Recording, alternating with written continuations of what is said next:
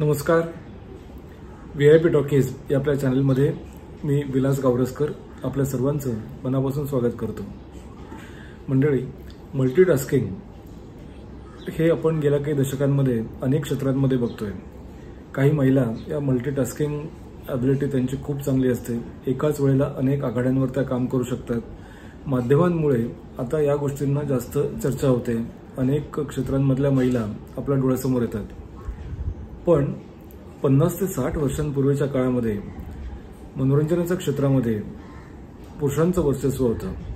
अशा वेळेला एका स्त्रीने पुढाकार घेऊन चित्रपटाच्या सगळ्याच बाजूंची जबाबदारी आपल्या खांद्यांवरती समर्थपणे पेलावी अशी परिस्थिती नव्हती. आणि अशा परिस्थितीमध्ये स्वतःचं अस्तित्व निर्माण करून मराठी रसिकांची मनं जिंकणं हा फार मोठा प्रकार एका अभिनेत्रीने केलेला आहे.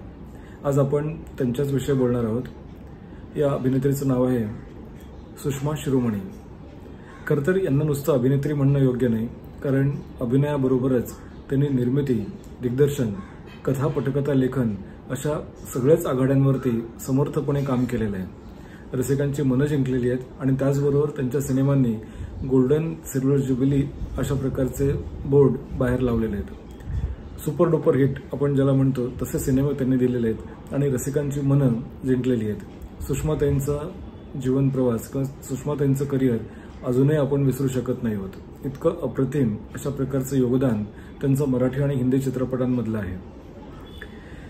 सुषमाताई या कोल्हापूरच्या आहेत आणि साहजिकच कोल्हापूरच्या मातीमध्ये कलेचं किती प्रमाण आहे ते आपण मागच्या अनेक व्हिडिओजमधनं बघितलेले आहेत. कारण आपण उल्लेख केलेले बहुतांश कलाकार हे कोल्हापूरच्या मातीतले आहेत. त्यामुळे साहजिकच रक्तामध्येच त्यांच्या कला आहे असं म्हटलं तर वावगं नाही. त्यात परत बाबांचं आशीर्वाद किंवा बाबांचं दिग्दर्शन, बाबा म्हणजेच बालजी पेंढारकर, व्ही शांताराम, चित्रपती व्ही शांताराम यांचं तिथे असणं, अशा सगळ्याच गोष्टींमुळे कोल्हापूरची चित्रपट कला ही खरं तर एक विद्यापीठ म्हणण्यासारखीच आहे. ते सुषमाताई पण कोल्हापूरच्याच आहेत. 1958 साली एक बालकलाकार म्हणून त्यांचं या चित्रपटसृष्टीमध्ये पदार्पण झालं. निमित्त होतं चित्रपटाचं लाजवंती. या चित्रपटाद्वारे त्यांनी पदार्पण केलं. मग पुढे पवना काठचा धोंडी किंवा पाटलाची सून किंवा 3 बहुरानिया, 3 देविया यासारख्या सिनेमांमधून आपल्याला सुषमाताई दिसलेल्या आहेत. व्ही शांताराम यांचा सेहरा हा सुद्धा सिनेमा त्यांच्या यादीमध्ये आहे, त्यांच्या खात्यात जमा झालेला आहे.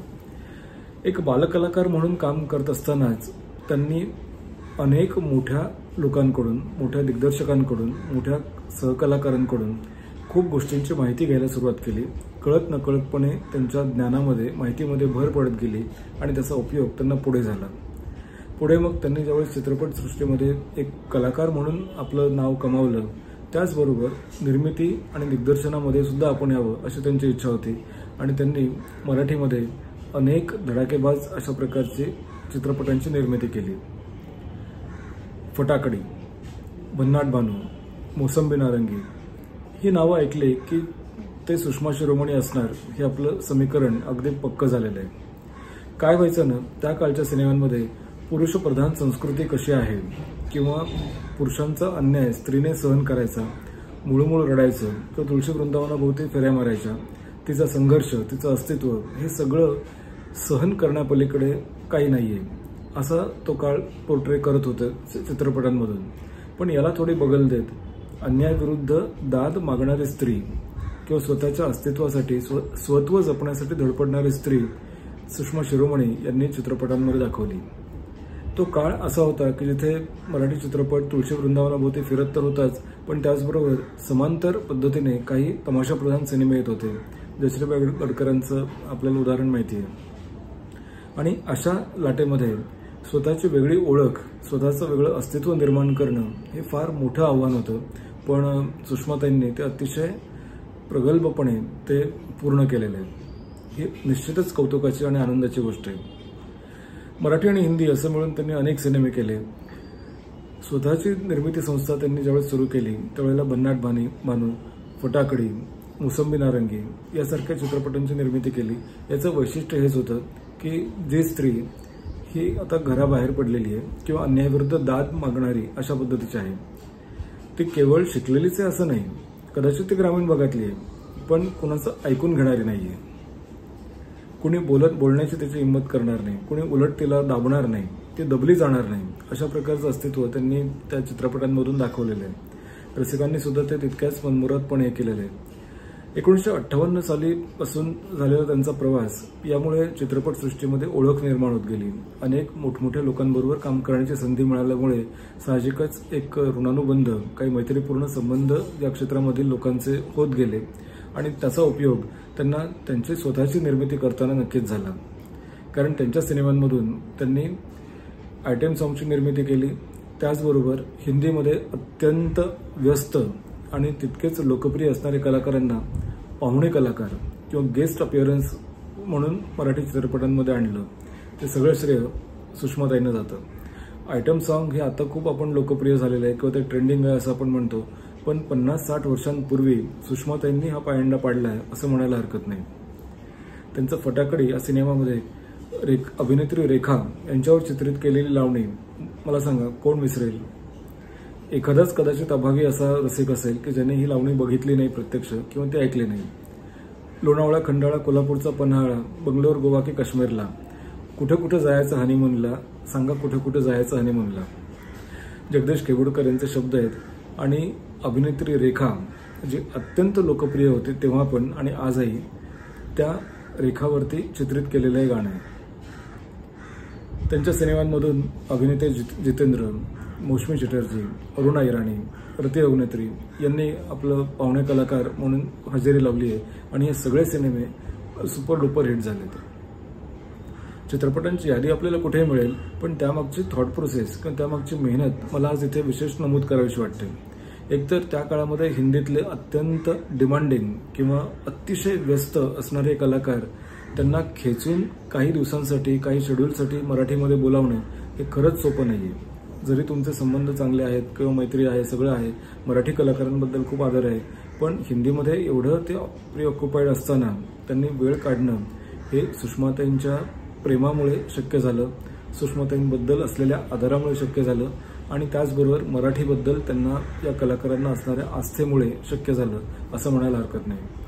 कारण चित्रपटांचं शूटिंग हे किती वेळखाऊ आणि किती दीर्घकाळ चालणार असतं हे आपल्याला सगळ्यांनाच माहिती आहे, पण अशा याच्यामध्ये सुद्धा त्यांनी सुषमाताईंना खूप छानपैकी सहकार्य केलं. हे मला वाटतं की आपल्या मराठी माणसाचं गौरवाचं अशा प्रकारचं काम आहे.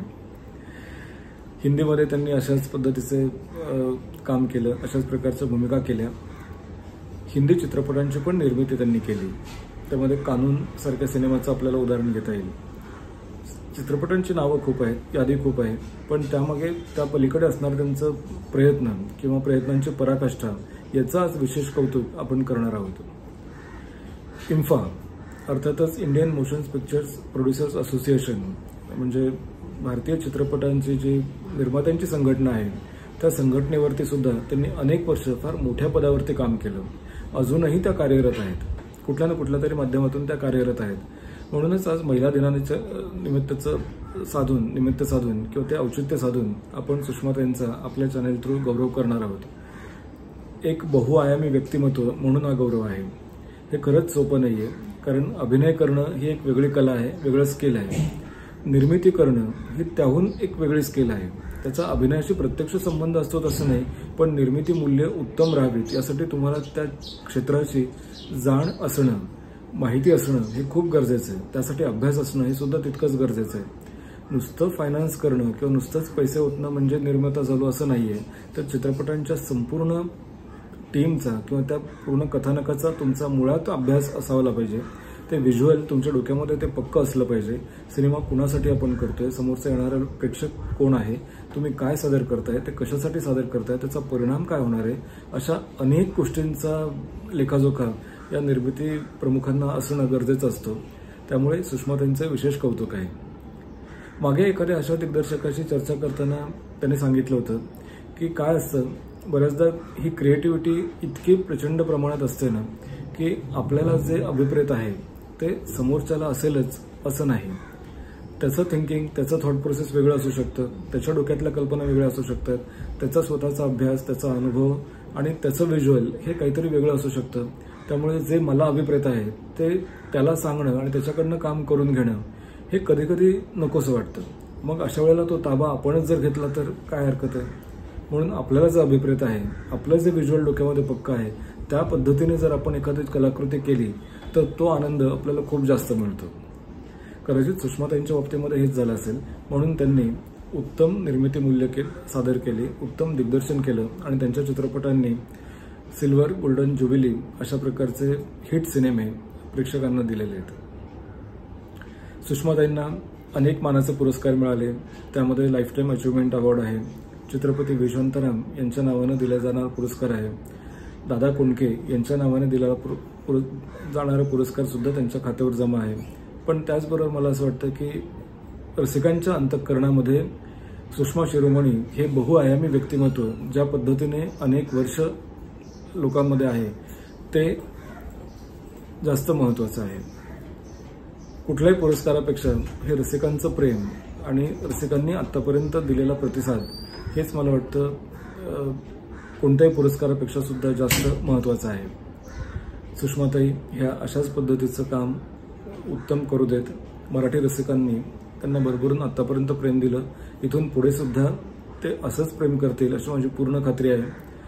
सुषमाताईंना उदंड आयुष्य लाभू देत, उत्तम आरोग्य लाभू देत आणि त्यांच्याकडनं उत्तम उत्तम कलाकृती आपल्या रसिकांना बघायला मिळू देत अशी प्रार्थना आपण करूया. नमस्कार. पुन्हा नवीन कलाकारासह नवीन व्हिडिओमध्ये भेटूया. तोपर्यंत नमस्कार.